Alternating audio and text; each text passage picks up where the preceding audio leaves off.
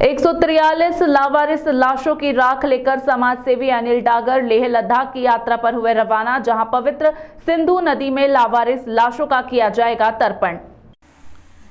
धार्मिक नगरी उज्जैन में कई ऐसी संस्थाएं हैं जो समय समय पर मानवता की मिसाल पेश करती हैं, जिनकी चर्चा दूर दूर तक फैली है। ऐसा ही एक नाम अनिल डागर का है। अपनों के ठुकराए हुए बेसहारा लोगों की मौत के बाद अनिल उनके मोक्ष की राह आसान करते हैं। यह एक ऐसे शख्स हैं जिनकी उम्र के साथ इनकी कार्य की चर्चा रोज बढ़ती ही जा रही है। उज्जैन शहर में कहीं भी कोई लावारिस लाश मिलती है तो पुलिस अनिल डागर को सौंप देती है। अनिल उनके धर्म के हिसाब से उनका अंतिम संस्कार अपने परिवार का सदस्य मानकर करते हैं। अनिल डागर ने बताया, इस वर्ष 143 लावारिस लाशों का अंतिम संस्कार पवित्र गंगा नदी और सिंधु नदी में किया जाएगा। 143 लाशों में ट्रेन से कटने, बीमारी से मरने, आत्महत्या करने, गिरकर मरने और हाई टेंशन लाइट पकड़कर झुलसने, एक्सीडेंट, बीमारी और पानी में डूबने से मौत हुई है।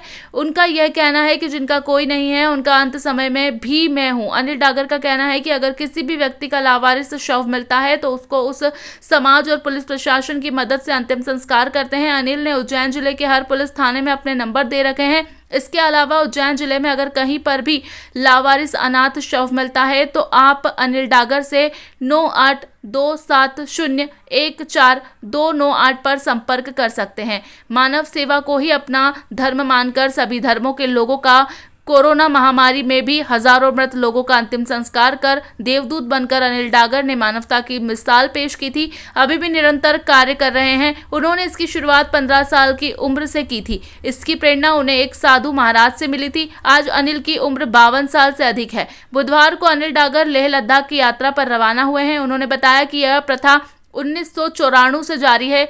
इस साल 143 शवों का अंतिम संस्कार यहाँ दफनाया है। उन्होंने बताया कि इस वर्ष दानी गेट से उनकी टीम के साथ लाला भवसार लेह में सिंधु नदी पर जा रहे हैं, जहां सभी शवों की राख रखकर तर्पण किया जाएगा। मैं पिछले 40 सालों से यह काम कर रहा हूं।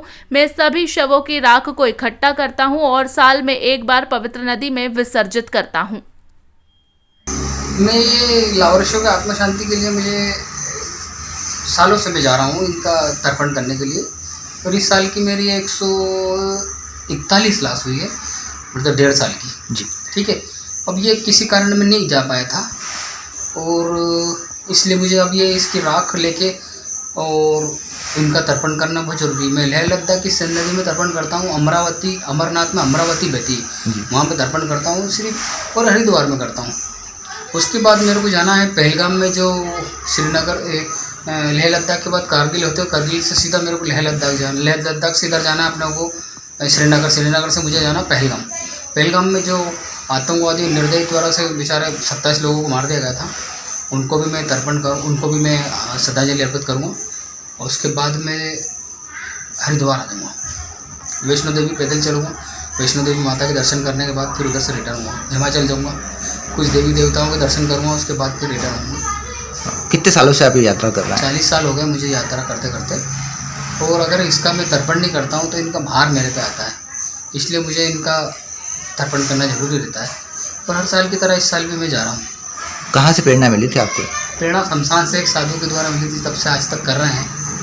ये क्या यात्रा बहुत कठिन होती है और पहाड़ों पर चलना पड़ता है, पैदल चलना पड़ता है, गाड़ी का कोई साधन नहीं रहता उसमें, तो उसमें क्या है कि हमको पैदल जाना पड़ता है और कठिन यात्रा रहती है। इसलिए हमको यार दोस्तों को थोड़ा कुछ 2, 4, 5 लोग ले आता हूँ। बाकी आज पहली बार हमारे साथ दानी गेट के व्यापारी एसोसिएशन के उपाध्यक्ष लाला भवसार भी आ रहे हैं।